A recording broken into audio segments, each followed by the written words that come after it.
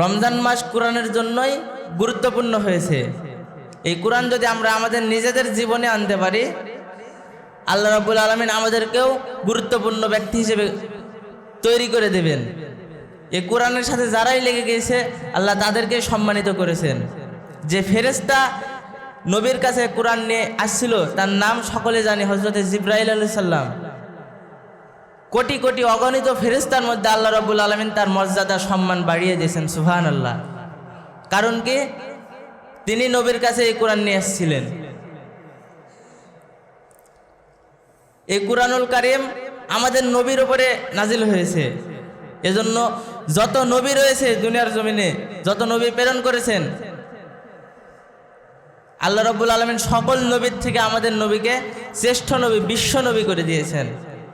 সবার শেষে পাঠিয়েছেন, কিন্তু তার মর্যাদা সবার উপরে, সুবহানাল্লাহ।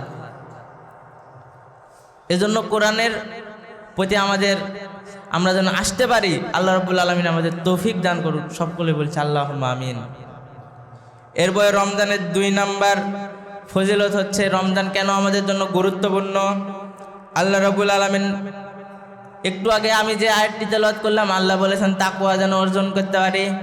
এই রমজানের 2 নাম্বার ফজিলত, এই রমজানে মানুষ অল্পতেই তাকওয়াবান হতে পারবে। আল্লাহ আলামিন এই রোজাকে আমাদের জীবনের জন্য ট্রেনিং স্বরূপ দিয়েছেন আমাদের।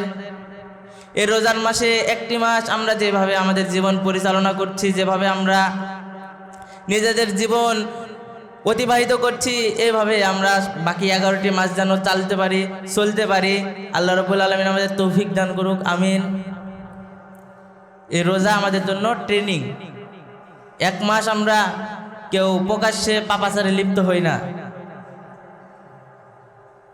কাউকে দেখা যায় না। এরকম ভাবে বাকি 11টি মাস যদি আমরা চলতে পারি, আমাদের সমাজে, বাড়িতে, পরিবারে, সমাজে, রাষ্ট্রে আমাদের আর কোনো অশান্তি থাকবে না। নিজেদের জীবনে যদি আমরা আল্লাহর কুরআন হিসেবে আমরা আমাদের জীবন যদি পরিচালিত করতে পারি। এরপর 3 নাম্বার হচ্ছে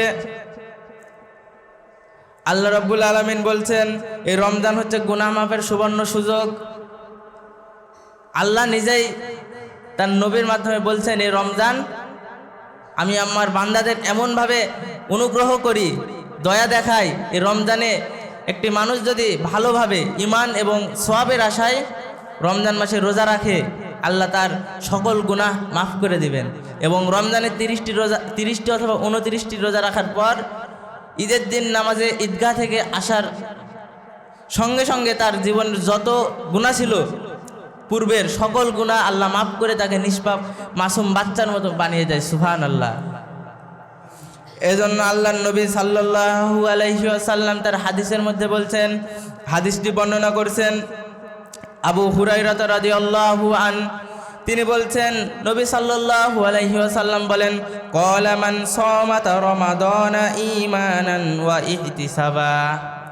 যে ব্যক্তি এই রমজানকে ঈমান এবং ইহতিসাব, ঈমান নিয়ে এবং সওয়াব লাভের আশায় রমজানের রোজা পালন করবে, আল্লাহ রাব্বুল আলামিন তার গুফিরা লাহু মা তাকাদ্দামা মিন জামবি, আল্লাহ রাব্বুল আলামিন তার পূর্বের সকল গুনাহ মাফ করে দেবেন, সুবহানাল্লাহ। তাহলে রমজানে যদি আমরা আমাদের জীবনকে, রমজান মাসের রোজা যদি আমরা পালন করি, আমাদের জীবনে যত গুনাহ আছে গুনাহ মাফের আশায় এবং একমাত্র আল্লাহকে সন্তুষ্টি করার উদ্দেশ্যে, তাহলে আল্লাহ আমাদের পূর্বের সকল গুনাহ মাফ করে দেবেন। এই হাদিসের ব্যাখ্যা হচ্ছে ঈমান। ঈমান হচ্ছে রোজার প্রতি ঈমান আমাদের কিরকম? এই রোজা ফরজ করেছেন কে? আল্লাহ। শুধুমাত্র আল্লাহকে খুশি করার উদ্দেশ্যে আমাদের রোজা রাখতে হবে, মানুষকে দেখানোর জন্য না।